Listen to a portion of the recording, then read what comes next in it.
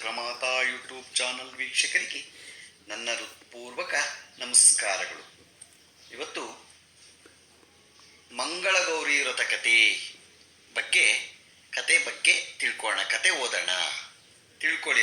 ಇದನ್ನು ಕೇಳೋದ್ರಿಂದ ಒಳ್ಳೆ ಗಂಡ ಸಿಗ್ತಾನೆ, ಆಯುಸ್ಸು, ಆರೋಗ್ಯ, ಐಶ್ವರ್ಯ, ಹಣ ಎಲ್ಲ ಕೇಳಿದ್ದ ಕೆಲಸಗಳು ಕೈಗೂಡುತ್ತೆ. ಕತೆನ ಸ್ಪಷ್ಟವಾಗಿ ಕೇಳಿ. ಎಲೈ ನಂದಕುಮಾರನಾದ ಗೋವಿಂದನೇ, ನಿನ್ನಿಂದ ಅನೇಕ ಕಥೆಗಳನ್ನು ಕೇಳಿದೆನು ಮತ್ತು ಇನ್ನೂ ಕೇಳಲು ಅಪೇಕ್ಷಿತನಾಗಿರುವ ನನಗೆ ಪುತ್ರರಿಗೆ ಆಯುರ್ವೃದ್ಧಿಕವಾಗಿರುವ ವ್ರತವೊಂದನ್ನು ಹೇಳಬೇಕೆಂದು ಧರ್ಮರಾಯನು ಪ್ರಾರ್ಥಿಸಲು ಶ್ರೀಕೃಷ್ಣನು, ಎಲೈ ಯಮನಂದನನೇ ಕೇಳು. ಪುತ್ರರಿಗೆ ಆಯುರ್ವೃದ್ಧಿಕರಾಗಿಯೂ ಪುತ್ರಿಯರಿಗೆ ವೈದ್ಯವ್ಯ ನಾಶಕರವಾಗಿಯೂ ಇರುವ ಪುಣ್ಯಕರವಾದ ಅಪೂರ್ವ ಕಥೆಯನ್ನು ಹೇಳುತ್ತೇನೆ. ಸ್ಥಿರ ಮನಸ್ಸಿನಿಂದ ಕೇಳು. ಪೂರ್ವಕಾಲದಲ್ಲಿ ಸುಪ್ರಸಿದ್ಧವಾದ ಕುಂಡಲೀಪುರವೆಂಬ ಒಂದು ರಾಜ್ಯವಿದ್ದಿತು.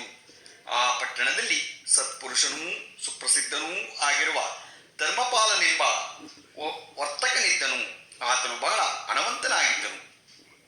ಮಕ್ಕಳಿಲ್ಲದ ವ್ಯಥೆಯೂ ಆತನಿಗೆ ತಪ್ಪಿರಲಿಲ್ಲ. ಹೀಗಿರುವಲ್ಲಿ ಒಬ್ಬ ಸನ್ಯಾಸಿಯು ವಿಭೂತಿ ರುದ್ರಾಕ್ಷಿಗಳಿಂದಲೂ ಜಟಗಳಿಂದಲೂ ನಾರುಮುಡಿಗಳಿಂದಲೂ ಶೋಭಿತನಾಗಿ ಅವರ ಮನೆಗೆ ಬಂದು ಪ್ರತಿದಿನವೂ ಭಿಕ್ಷವನ್ನು ತೆಗೆದುಕೊಳ್ಳದೆ ಹೊರಟು ಹೋಗುತ್ತಿದ್ದನೋ. ಈ ಯತಿಯು ಅನಾಧಾರಣೆಯ ವರ್ತಕನಿಗೂ ಆತನ ಭಾರ್ಯಗೂ ಬಹುಮಟ್ಟಿಗೆ ಅವಮಾನಕ್ಕೆ ಆಕರವಾಯಿತು. ಹೀಗಿರಲು ಒಂದಾನೊಂದು ದಿನ ವರ್ತಕನ ಭಾರ್ಯೆಯು ತನ್ನ ಮನೋಗತವನ್ನು ಪತಿಗೆ ತಿಳಿಸಿ ಅತ್ಯಂತ ದುಃಖಪಟ್ಟಳು. ಅದಕ್ಕೆ ಆತನು, ಪ್ರಿಯೇ, ಇದಕ್ಕಾಗಿ ಚಿಂತೆ ಏಕೆ? ಆತನು ಭಿಕ್ಷುಕ ಬರುವ ಸಮಯಕ್ಕೆ ಸರಿಯಾದ ಚಿನ್ನದ ನಾಣ್ಯವನ್ನು ಕೈಲಿಟ್ಟುಕೊಂಡು ನಿಂತಿರು. ಆತನು ಬರುತ್ತಲೇ ಚಿನ್ನದ ನಾಣ್ಯವನ್ನು ಆತನ ಕೈಯಲ್ಲಿ ಹಾಕಿಬಿಡು ಎಂದು ಹೇಳಲು, ಆಕೆಯು ಪತಿಯ ವಾಕ್ಯದಂತೆ ಮಾರನೆಯ ದಿನ ಚಿನ್ನದ ನಾಣ್ಯಗಳನ್ನು ತೆಗೆದುಕೊಂಡು ಯತಿಯು ಬರುವ ವೇಳೆಗೆ ಸರಿಯಾಗಿ ಬೀದಿಯ ಬಾಗಿಲಿಗೆ ಬಂದು ನಾಣ್ಯಗಳನ್ನು ಕೊಡಲು ಆ ಯತಿಯು, ನಿನಗೆ ಮಕ್ಕಳಿಲ್ಲವಾದ್ದರಿಂದ ನಾನು ಭಿಕ್ಷವನ್ನು ತೆಗೆದುಕೊಳ್ಳುವುದಿಲ್ಲವೆಂದು ಹೊರಟು ಹೋಗುತ್ತಿದ್ದರು. ಈ ಹಣವನ್ನು ನನ್ನ ಮಡಿಲಲ್ಲಿ ಹಾಕಿ ಮೋಸ ಮಾಡಿದ್ದರಿಂದ ನಿನಗೆ ಮಕ್ಕಳಿಲ್ಲದೆಯೇ ಹೋಗಲಿ ಎಂದು ಶಾಪವಿತ್ತನೋ. ಆಗ ಆಕೆಯು ಸನ್ಯಾಸಿಯನ್ನು ಕುರಿತು, ಸ್ವಾಮಿ, ನನ್ನ ಅವಿವೇಕದಿಂದ ತಮ್ಮಿಂದ ಶಾಪಗ್ರಸ್ತಳಾದೆನು. ಇದು ಪರಿಹಾರವಾಗಲು ದಾರಿಯೊಂದನ್ನು ಹೇಳಬೇಕೆಂದು ಪ್ರಾರ್ಥಿಸಿಕೊಳ್ಳಲು ಸನ್ಯಾಸಿಯು ಕಾರಣಾಂತರ್ಗತನಾಗಿ, ಎಲೈ ಮಗಳೇ, ನೀನು ಈಗಲೇ ಮನೆಗೆ ಹೋಗಿ ನಿನ್ನ ಪತಿಯೊಡನೆ ಹೇಳು. ಕಪ್ಪು ಉಡುಪನ್ನು ಧರಿಸಿ ಕಪ್ಪು ಕುದುರೆಯ ಮೇಲೇರಿ ಅರಣ್ಯಕ್ಕೆ ಹೋಗಿ ಅಲ್ಲಿ ಕುದುರೆಯ ಜಾರುವವರೆಗೂ ಪ್ರಯಾಣ ಮಾಡಿ ಕುದುರೆಯ ಎಲ್ಲಿ ಜಾರುವುದೋ ಆ ಪ್ರದೇಶದಲ್ಲಿ ಅಗೆದರೆ ಸೊಗಸಾದ ಜಲವು ಅನೇಕ ವಿಧಗಳಾದ ಮೃಗಪಕ್ಷಿಗಳು ಕೂಡಿದಾಗಿಯೂ ನವರತ್ನಗಳಿಂದ ಕೆತ್ತಲ್ಪಟ್ಟು ಚಿನ್ನದಿಂದ ಕೂಡಿದಾಗಿಯೂ ನಾನಾ ಜಾತಿಯ ಸುಗಂಧ ಪುಷ್ಪಭರಿತವಾಗಿರುವ ಒಂದು ದೇವಾಲಯ ಕಾಣುವುದು.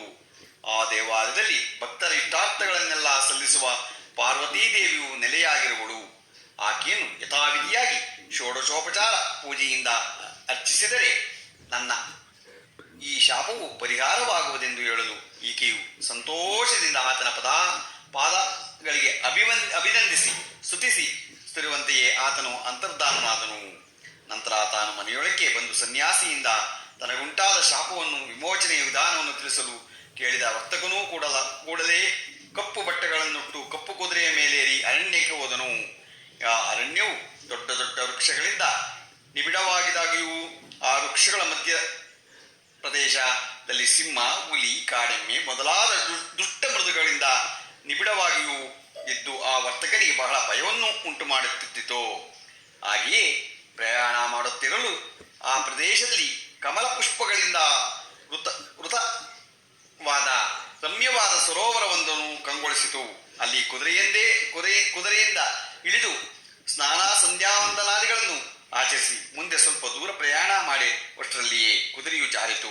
ಕೂಡಲೇ ಸಂತೋಷಗೊಂಡವನಾಗಿ ಕುದುರೆಯಿಂದ ಇಳಿದು ದೇವಾಲಯ ಸಿಕ್ಕುವವರೆಗೂ ಭೂಮಿಯನ್ನೆಗೆದು ತನ್ನ ಇಷ್ಟದಂತೆ ಅನೇಕ ವಿಧಗಳಾದ ಫಲಪುಷ್ಪಭರಿತ ವೃಕ್ಷಗಳಿಂದಲೂ ರತ್ನಖಚಿತವಾದ ಚಿನ್ನದ ಗೋಡೆಗಳಿಂದಲೂ ಕೂಡಿ ಮೆರೆಯುವ ದೇವಾಲಯವೊಂದನ್ನು ಕಂಡು ಯತಿಯು ವಾಕ್ಯವನ್ನು ಸ್ಮರಿಸುತ್ತಾ ದೇವಾಲಯದೊಳಗೆ ಪ್ರವೇಶಿಸಿ ಸ್ಥಿರ ಮನಸ್ಸನಾಗಿ ಒಂಬಣ್ಣದ ವಸ್ತುಗಳಿಂದಲೂ ಚಂದನವನ್ನು, ಶುಭಕರಗಳಾದ ಅಕ್ಷತೆಗಳನ್ನು, ಧೂಪದೀಪಾದಿಗಳಿಂದಲೂ ನಾನಾ ವಿಧ ಶಾಖ ಪಕ್ವಾನ್ನಗಳಿಂದ ಶರ್ಕರೆಯಿಂದ ಕೂಡಿದ ಕ್ಷೀರವನ್ನು ತಾಂಬೂಲ ದಕ್ಷಿಣೆಗಳನ್ನು ಸಿದ್ಧ ಮಾಡಿಕೊಂಡು ಶಾಸ್ತ್ರೋಕ್ತವಾಗಿ ದೇವಿಗೆ ಪೂಜೆಯನ್ನು ಮಾಡಲು ಆಕೆಯು ಪ್ರೀತಳಾಗಿ ಅರಣ್ಯದಲ್ಲಿ ನನಗೆ ಇಂತಹ ಅಮೋಘ ಪೂಜಾ ದ್ರವ್ಯಗಳಿಂದ ಪೂಜಿಸಿದವನಿಗೆ ವರವನ್ನು ಕೊಡದಿರಲಾರೆಂದುಕೊಂಡು ಪ್ರತ್ಯಕ್ಷಳಾಗಿ, ಎಲೈ ವ್ಯಾಪಾರಿಯೇ, ಏಕೆ ನಿನಗೆ ಬೇಕಾದುದನ್ನು ಕೊಡುವೆನೆಂದು ಕೇಳಲು ಈ ವರ್ತಕನು, ಮಾತೆಯೇ,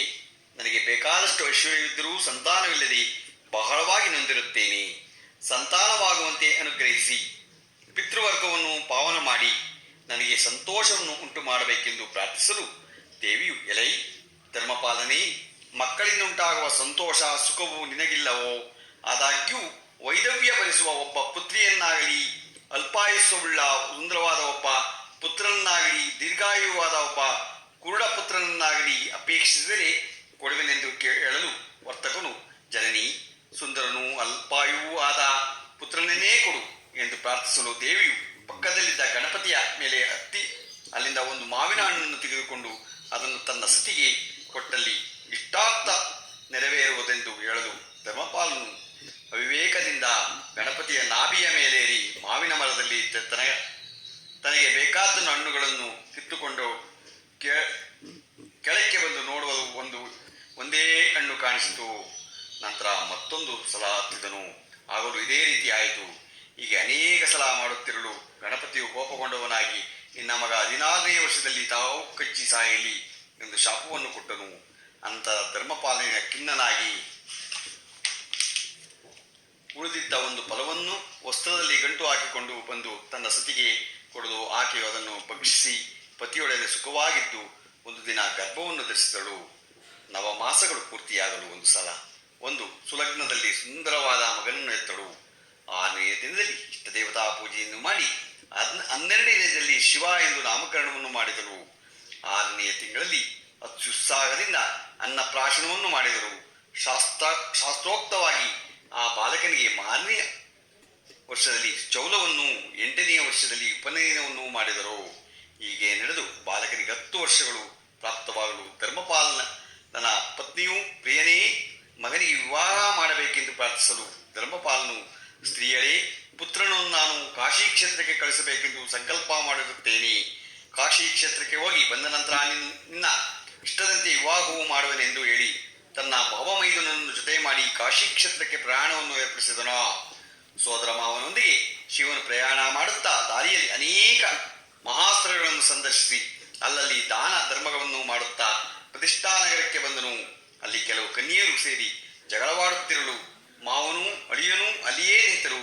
ಆ ಕನ್ಯೆಯರ ಮಧ್ಯದಲ್ಲಿ ಚಿನ್ನದ ಗೊಂಬೆಯಂತೆ ಶೋಭಾಮಾನಳಾಗಿರುವ ಸುಶೀಲೆ ಎಂಬ ಕನ್ಯೆಯು ಮತ್ತೊಬ್ಬ ಬಾಲಿಕೆಯ ಕಲಹ ಕಾರಣದಿಂದ ರಂಡೆ ನಿರ್ಭಾಗ್ಯಳೇ ಎಂಬ ಬೈಯುತ್ತಿರಲು ಅದನ್ನು ಕೇಳಿದ ಸುಶೀಲೆಯು, ಎಳೆಯಳೋ ಸಖಿಯೇ, ಸುಮ್ಮನೆ ನನ್ನನ್ನೇಕೆ ಬೈಯುತ್ತೀಯೇ? ನಮ್ಮ ಜನನಿಯೂ ಮಾಡುತ್ತಿರುವ ಅಮೋಘವಾದ ಗೌರಿಯ ವ್ರತದ ಪ್ರಭಾವದಿಂದ ಆಕೆಯ ಹೆಣ್ಣು ಮಕ್ಕಳಿಗೆ ವೈಧವ್ಯವಿಲ್ಲದೆ ಸದಾ ಸುಮಂಗಲಿಯಾಗಿಯೇ ಇರುವುದರಿಂದ ನೀನು ಹೇಳಿದಂತೆ ಎಂದಿಗೂ ನಡೆಯಲಾರದು. ಶುಭಕರವಾದ ಈ ವ್ರತದ ಪ್ರಭಾವವನ್ನು ಹೇಳುವೆನು ಕೇಳು. ಇಂತಹ ಶುಭಕರವಾದ ವ್ರತವನ್ನು ಮಾಡುವ ಕಾಲದಲ್ಲಿ ಇಡುವ ಧೂಪ ದೀಪಗಳನ್ನು ಇಟ್ಟಿರುವ ಕಡೆಯಲ್ಲಿರುವವರಿಗೆ ಸಹ ಸುಖವನ್ನು ಉಂಟು ಆಗುತ್ತದೆ ಎಂದು ಹೇಳಲು, ಈ ಮಾತನ್ನು ಕೇಳಿ ಈ ಹುಡುಗನು ಸೋದರ ಮಾವನು ವಿಸ್ಮಿತನಾಗಿ, ಈ ಬಾಲಿಕೆಯ ತಾಯಿಯಿಂದ ನಮ್ಮ ಹುಡುಗನ ತಲೆಯ ಮೇಲೆ ಅಕ್ಷತೆಗಳನ್ನು ಹಾಕಿಸಿದರೆ ಇವನು ದೀರ್ಘಾಯುವಾಗುವನೆಂದು ಯೋಚಿಸಿ ಆ ಬಾಲಿಕೆಯ ಹೋಗುತ್ತಿದ್ದ ದಾರಿಯನ್ನೇ ಅನುಸರಿಸಿ ಹೊರಟನು. ಸುಂದರಾಂಗಿಯಾಗಿದ್ದ ಸುಶೀಲಿಯು ತನ್ನ ಮನೆಗೆ ಹೊರಟರು. ಅವನ ಮನೆಯ ಸಮೀಪದಲ್ಲಿ ದಿವ್ಯವಾದ ತಟಾಕದಿಂದ ಪ್ರಕಾಶಮಾನವಾದ ಸ್ಥಳದಲ್ಲಿ ಇವರಿಬ್ಬರೂ ವಾಸ ಮಾಡುತ್ತಿದ್ದರು. ಇತ್ತ ಸುಶೀಲೆಯ ತಂದೆಯಾದ ಹರಿ ಎಂಬುವನು ತಟಾಕದ ಸಮೀಪದಲ್ಲಿರುವ ಸ್ವಾಮಿಯ ಆಜ್ಞೆಯಂತೆ ಸಕಲ ಕಾರ್ಯಗಳನ್ನು ಮಾಡುತ್ತಿದ್ದನಾದ ಕಾರಣ ಸುಶೀಲೆಗೆ ಪ್ರಾಪ್ತವಾಗಿರುವ ವಿವಾಹ ಕಾಲದ ದೆಸೆಯಿಂದ ದೇವರನ್ನು ಪ್ರಸಾದ ಕೇಳಿ ಮುಂದಿನ ಕಾರ್ಯಕ್ಕೆ ತೊಡಗಬೇಕೆಂದು ಯೋಚಿಸಿ ದೇವಾಲಯಕ್ಕೆ ಹೋಗಿ ಶಿವನನ್ನು ಅರ್ಚಿಸಿ ಪ್ರಸಾದವನ್ನು ಬಿಡಲು ಶಿವನು ಪ್ರಸಾದವನ್ನು ಕೊಡದಿರಲು ಸುಶೀಲೆಯು ಮಾತಾಪಿತೃಗಳಿಬ್ಬರು ಕೈಗಳನ್ನು ಜೋಡಿಸಿಕೊಂಡು ವಿನಯದಿಂದ ಪಾರ್ವತೀ ದೇವಿಯನ್ನು ಹೀಗೆ ಪ್ರಾರ್ಥಿಸಿದರು. ತಾಯಿ, ನಂಬಿಕೆಯೇ ನಮ್ಮ ಪುತ್ರಿಗೆ ವಿವಾಹ ಕಾಲವು ಸನ್ನಿಹಿತವಾಗಿರುವುದನ್ನು, ಆಕೆಯನ್ನು ಯಾವ ವರನಿಗೆ ಕೊಡಬೇಕೆಂದು ವಿಚಾರವನ್ನು ನಿನ್ನ ಕಾಂತನು ನಿರ್ಧಾರ ಮಾಡಿ ಹೇಳಲಿಲ್ಲ. ಆತನು ಅನುಜ್ಞೆ ಇಲ್ಲದೆ ಯಾವ ಕೆಲಸವನ್ನೂ ನಾವು ಮಾಡತಕ್ಕವರಲ್ಲವೆಂಬುದನ್ನು ನಿನಗೆ ತಿಳಿಯದ ವಿಷಯವಲ್ಲ. ಅನುಗ್ರಹಿಸಲು ಎಂದು ಪ್ರಾರ್ಥಿಸಲು ಆ ಸಮಯದಲ್ಲಿಯೇ ಶಿವನು ಸೋದರಮಾವನ ತನ್ನ ಅಳಿಯನಿಗೆ ಸುಶೀಲಿಯನ್ನು ಸಂಘಟಿಸಬೇಕೆಂದು ಸಂಕಲ್ಪದಿಂದ ದೇವಿಯ ವಿಗ್ರಹದ ಹಿಂಭಾಗದಲ್ಲಿ ಸೇರಿಕೊಂಡು, ಎಲೈ ದಂಪತಿಗಳಿರ, ಇಲ್ಲಿಗೆ ಪರಸ್ಥಳದಿಂದ ಬಂದಿರತಕ್ಕ ಶಿವನೆಂಬವರನು ನಿಮ್ಮ ಮಗಳಿಗೆ ತಕ್ಕವನು, ಆತನಿಗೆ ಕೊಟ್ಟು ಮದುವೆಯನ್ನು ಮಾಡಬಹುದೆಂದು ಹೇಳಿದನು. ಈ ರೀತಿಯಾಗಿ ಹೇಳಲ್ಪಟ್ಟ ಮಾತು ದೇವಿಯದೆಂದು ಭಾವಿಸಿ ಹರಿಯೂ ಆತನ ಭಾರ್ಯೆಯೂ ಶಿವನಿಗೆ ತನ್ನ ಮಗಳನ್ನು ಕೊಡಬೇಕೆಂದು ಸಂಕಲ್ಪಿತರಾಗಿರಲು ಬುದ್ಧಿಶಾಲಿಯಾದ ಶಿವನ ಸೋದರ ಮಾವನ ಮಾರನೆಯ ದಿನ ಹರಿಯ ಬಳಿಗೆ ಬಂದು, ಶಿವೆಂಬ ಬಾಲಕ ತನ್ನ ಹಿಂದೆಯೇ ಬಂದಿರುವುದಾಗಿಯೂ ತಾನು ಕನ್ಯಾರ್ಥಿಯಾಗಿ ಬಂದಿರುವುದಾಗಿಯೂ ತಮ್ಮ ಮಗಳನ್ನು ಶಿವನಿಗೆ ಕೊಡಬೇಕೆಂದಾಗಿಯೂ ಹೇಳಿದನು. ಆ ಮಾತಿಗೆ ಹರಿಯು ಸಮ್ಮತಿಸಿ ಶುಭ ಮುಹೂರ್ತವನ್ನು ಗೊತ್ತು ಮಾಡಿ ತನ್ನ ಮಗಳಾದ ಸುಶೀಲೆಯನ್ನು ಶಿವನಿಗೆ ಕೊಟ್ಟು ವಿವಾಹವನ್ನು ನಡೆಸಿದನು. ಆ ರಾತ್ರಿ ಶಿವನು ಸುಶೀಲೆಯೊಡನೆ ಮಲಗಿರಲು ಸುಶೀಲೆಯು ಸ್ವಪ್ನದಲ್ಲಿ ಮಂಗಳಗೌರಿಯು ಆಕೆಯ ತಾಯಿಯ ರೂಪದಿಂದ ಬಂದು ಈ ರೀತಿಯಾಗಿ ಹೇಳಿದಳು, ಎಲೈ ಮಗಳೇ, ನಿನ್ನ ಪತಿಯನ್ನು ಕಚ್ಚುವುದಕ್ಕಾಗಿ ಒಂದು ದೊಡ್ಡ ಹಾವು ಬರುತ್ತಿರುವುದನ್ನು ಮೇಲಕ್ಕೇಳು, ಆ ಹಾವಿಗೆ ಹಾಲನ್ನು ಇಡು, ಅಲ್ಲದೆ ಒಂದು ದೊಡ್ಡ ಕುಂಭವನ್ನು ಇಲ್ಲಿಡು, ಆ ಹಾವು ಕುಂಭದೊಳಗೆ ಹೋಗುವುದು. ನಂತರ ನಿನ್ನ ಕುಪ್ಪಸದಿಂದ ಆ ಕುಂಭದ ಬಾಯಿಯನ್ನು ಕಟ್ಟು, ಉದಯಕ್ಕೆ ಎದ್ದು ಮಂಗಳ ಸ್ನಾನವನ್ನು ನಿರ್ವಹಿಸಿ ನಿನ್ನ ತಾಯಿಗೆ ಬಾಗಿನವನ್ನು ಕೊಡು ಎಂದು ಹೇಳಲು, ಆ ಮಾತನ್ನು ಕೇಳಿ ಸುಶೀಲೆಯು ಗಾಬರಿಯಿಂದ ಮೇಲಕ್ಕೆದ್ದು ನೋಡುವಷ್ಟರಲ್ಲಿ ಒಂದು ದೊಡ್ಡ ಕರಿಯ ನಾಗರಾವತಿ ರಭಸದಿಂದ ಬರುತ್ತಿತ್ತು.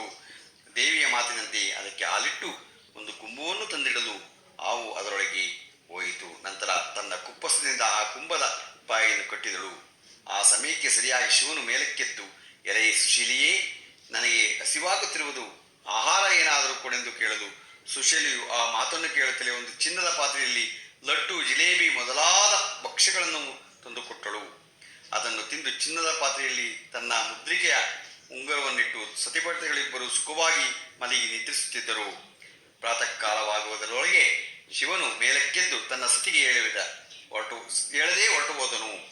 ಉದಯವಾದ ಮೇಲೆ ಸುಶೀಲೆಯು ಮೇಲಕ್ಕೆದ್ದು ತನ್ನ ಪತಿಯನ್ನು ಕಾಣದೆ ನಾಚಿಕೆಯಿಂದ ಹೊರಗೆ ಬಂದು ತನ್ನ ತಾಯಿಗೆ ಬಾಗಿನವನ್ನು ಕೊಡಲು ಅದರಲ್ಲಿದ್ದ ಮುತ್ತಿನ ಆಹಾರವನ್ನು ಸಂತೋಷದಿಂದ ಮಗಳಿಗೆ ಕೊಟ್ಟಳು. ನಂತರ ಸಾಕ್ಷಾತ್ ಸಾಂಬಮೂರ್ತಿಯು ಶಿವನ ವೇಷದಿಂದ ಬರಲು ಅಲ್ಲಿದ್ದವರೆಲ್ಲ ಇವನಿಗೂ ವರನಿಗೂ ಯಾವ ವ್ಯತ್ಯಾಸ ಕಾಣದಿರುವುದನ್ನು ನೋಡಿ ಇವನೇ ವರನೆಂದು ನಿಶ್ಚಯಿಸಿದರು. ಸುಶೀಲೆಯು ವರವನ್ನು ನೋಡಿ, ಅಮ್ಮ, ನಾನು ಲಗ್ನವಾದ ವರನು ಈತನಲ್ಲವು, ಆದ್ದರಿಂದ ಈತನೊಡನೆ ನಾನು ಇರಲಾರೆನು ಎಂದು ಹೇಳಲು ಅಲ್ಲಿದ್ದವರನು ಅಂತರ್ಧಾನನಾದನು. ಈ ಮಾತನ್ನು ಕೇಳಿ ಆಕೆಯು ಮಾತಾಪಿತೃಗಳು ಚಿಂತಾಕ್ರಾಂತರಾದರು. ವರನನ್ನು ಹುಡುಕುವುದಕ್ಕಾಗಿ ಪ್ರಯತ್ನಿಸಿ ಇಹಪರಗಳಿಗೆ ಸಾಧನಕಾರಿಯಾದ ಅನ್ನದಾನದ ನೆಪದಿಂದ ವರನನ್ನು ಹುಡುಕಬೇಕೆಂದು ಸಂಕಲ್ಪಿಸಿ ಅನ್ನದಾನವನ್ನು ಮಾಡಲು ಉಪಕ್ರಮಿಸಿದರು. ಆ ಸಮಾರಾಧನೆಯಲ್ಲಿ ಸುಶೀಲೆಯು ತನ್ನ ಪತಿಯ ಮುದ್ರಿಕಾ ಉಂಗುರಗಳನ್ನಿಟ್ಟು ಬ್ರಾಹ್ಮಣ ಕಾಲುಗಳನ್ನು ತೊಳೆಯುವಳು. ಆಕೆಯ ತಾಯಿಯು ನೀರನ್ನು ಹಾಕುವಳು. ತಂದೆಯು ತಾಂಬೂಲಾದಿಗಳನ್ನು ಕೊಟ್ಟು ಭೋಜನ ಮಾಡಿಸುತ್ತಿದ್ದರು. ಅಣ್ಣ ತಮ್ಮಂದಿರು ಗಂಧ ಪುಷ್ಪಾದಿಗಳನ್ನು ಕೊಡುತ್ತಿದ್ದರು. ಈ ಪ್ರಕಾರವಾಗಿ ಅತಿಥಿಗಳಿಗೆ ಸುಖವಾದ ಅನ್ನದಾನವು ನಡೆಯುತ್ತಿದ್ದಿತು. ಇತ್ತ ಶಿವನೆಂಬವರನು ತನ್ನ ಸೋದರ ಮಾವನು ಸಕಲ ಇಷ್ಟಾರ್ಥಗಳನ್ನು ಈಡೇರಿಸುವ ಕಾಶಿ ಕ್ಷೇತ್ರಕ್ಕೆ ಹೋಗಿ ಪುಣ್ಯಪಾವನೆಯಾದ ಗಂಗಾನದಿಯಲ್ಲಿ ಸ್ನಾನ ಮಾಡಿ ವಿಶ್ವೇಶ್ವರನನ್ನು ಸಂದರ್ಶಿಸಿ ಉತ್ತಮವಾದ ಧರ್ಮ ಕಾರ್ಯಗಳನ್ನು ಮಾಡುತ್ತಾ ಹರಿದ್ವಾರಕ್ಕೆ ಬಂದು ಅಲ್ಲಿಯೂ ಗಂಗಾ ಸ್ನಾನವನ್ನು ಮಾಡಿಕೊಂಡು ಸ್ವಾಮಿಯ ದಿವ್ಯ ದರ್ಶನದಿಂದ ಸಂತೃಪ್ತರಾಗಿ ಆ ಪ್ರದೇಶದಲ್ಲಿರುವ ಯತಿಗಳನ್ನೆಲ್ಲ ನೋಡಿ ಅದರಿಂದ ಆಶೀರ್ವಾದವನ್ನು ಪಡೆದು ಮನೆಗಳಲ್ಲಿರುವ ಸದ್ಬ್ರಾಹ್ಮಣರ ದರ್ಶನವನ್ನು ಮಾಡಿ ಅವರಿಗೆ ಪೀತಾಂಬರ ದಾನಗಳನ್ನು ಕೊಟ್ಟು ಅದರಿಂದಲೂ ಚಿರಂಜೀವಿಯಾಗೆಂದು ಶಿವನು ಆಶೀರ್ವಾದವನ್ನು ಪಡೆದು ಪುನಃ ಕಾಶಿ ಕ್ಷೇತ್ರಕ್ಕೆ ಬಂದು ಅಲ್ಲಿಯೇ ಇರಲಾಗಿ ಶಿವನ ಸೋದರ ಮಾವನು ತನ್ನ ಅಳಿಯ ಗಂಡಾಂತರದ ಬಗ್ಗೆ ಚಿಂತಿಸುತ್ತಿದ್ದನು. ಹೀಗಿರಲು ಶಿವನಿಗೆ 16 ವರ್ಷಗಳು ಸಂಪ್ರಾಪ್ತವಾಯಿತು. ಆಗ ಸಾಕ್ಷಾತ್ ಶಿವಮೂರ್ತಿಯೇ ಪ್ರತ್ಯಕ್ಷನಾಗಿ ಅವನಿಗೆ ಮಂಗಳಾಶೀರ್ವಾದವನ್ನು ಮಾಡಿದನು. ಪ್ರಾತಃ ಕಾಲದಲ್ಲಿ ಶಿವನು ಮೇಲಕ್ಕೆದ್ದು ರಾತ್ರಿಯಲ್ಲಿ ತಾನು ಯಮಭಟರೊಡನೆ ಯುದ್ಧ ಮಾಡದಂತೆ ಸ್ವಪ್ನವಾಯಿತೆಂದು ಮಂಗಳ ಸ್ವರೂಪನಾದ ಶಿವನೇ ಬಂದು ತನ್ನನ್ನು ಕಾಪಾಡಿ ಆಶೀರ್ವಾದ ಮಾಡಿದನೆಂದು ಹೇಳಲು ಸಂತೋಷಿತರಾದ ಅವರಿಬ್ಬರು ಮಂಗಳ ಸ್ನಾನ ಮಾಡಿ ಸ್ವಾಮಿಯ ಕೊಂಡಾಡಿ ಅಲ್ಲಿಯೇ ಇರುತ್ತಿರಲು ಒಂದು ದಿನ ಕೆಲವು ಯಾತ್ರಿಕರು ಅರಿಯು ಮಾಡುತ್ತಿದ್ದ ಅನ್ನದಾನವನ್ನು ಸುಶೀಲಿಯ ಗುಣಗಳನ್ನು ಇವರ ಮುಂದೆ ವಿಸ್ತಾರವಾಗಿ ಹೇಳಲು ಸೋದರ ಮಾವನೂ ಅಳಿಯನೂ ಹೊರಟು ಬಂದು ಹರಿಯ ಮನೆಯನ್ನು ಪ್ರವೇಶಿಸಿದರು. ಪಾದಗಳನ್ನು ತೊಳೆಯಲು ಬಂದ ಸುಶೀಲಿಯ ಈತನೇ ತನ್ನ ಪತಿಯೆಂದು ಹೇಳಲು ಹರಿಯು ಆತನ ಪತ್ನಿಯೂ ಸಂತೋಷಗೊಂಡವರಾಗಿ ಆತನಿಗೆ ತಮ್ಮ ಮಗಳನ್ನು ಅನೇಕವಾಗಿ ದನ ಕನಕ ವಸ್ತು ವಾಹನಾದಿಗಳನ್ನು ಕೊಟ್ಟು ಆನಂದಿಸಿದರು. ಇತ್ತ ಧರ್ಮಪಾಲಕನು ತನ್ನ ಮಗನ ಸಮಾಚಾರವನ್ನು ತಿಳಿಯದೆ ಚಿಂತಾಕ್ರಾಂತನಾಗಿರಲು ಕೆಲವು ಮಂದಿ ಚಾರರು ಬಂದು ಅಲ್ಲಿ ನಡೆದಿರುವ ಸಮಾಚಾರಗಳನ್ನೆಲ್ಲ ಹೇಳಲು ಆತ್ಮಾಶ್ಚರ್ಯಗೊಂಡವರಾಗಿ ಮಗನನ್ನೂ ಸೊಸೆಯನ್ನೂ ಸಂತೋಷದಿಂದ ಕರೆತಂದು ಸುಶೀಲೆಯಿಂದ ಮಂಗಳಗೌರಿ ರಥ ಮಹಿಮೆಯನ್ನು ಕೇಳಿ ಅದರಂತೆಯೇ ಆಕೆಯ ಕೈ ರಥವನ್ನು ಸಾಂಗವಾಗಿ ಮಾಡಿಸುತ್ತಿದ್ದರೋ. ಎಲೈ ಧರ್ಮನಂದನೇ, ಈ ರಥವನ್ನು ಶ್ರಾವಣ ಮಾಸದಲ್ಲಿ ಮಂಗಳವಾರದ ದಿನದಂದು ಆಚರಿಸಬೇಕು.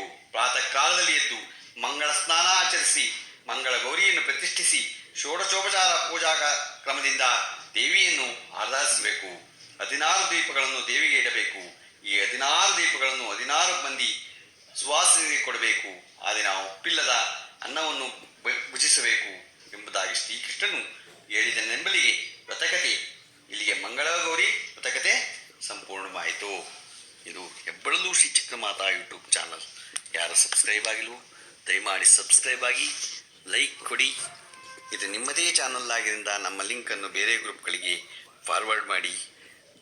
ನಮ್ಮ ನಮಸ್ಕಾರಗಳು.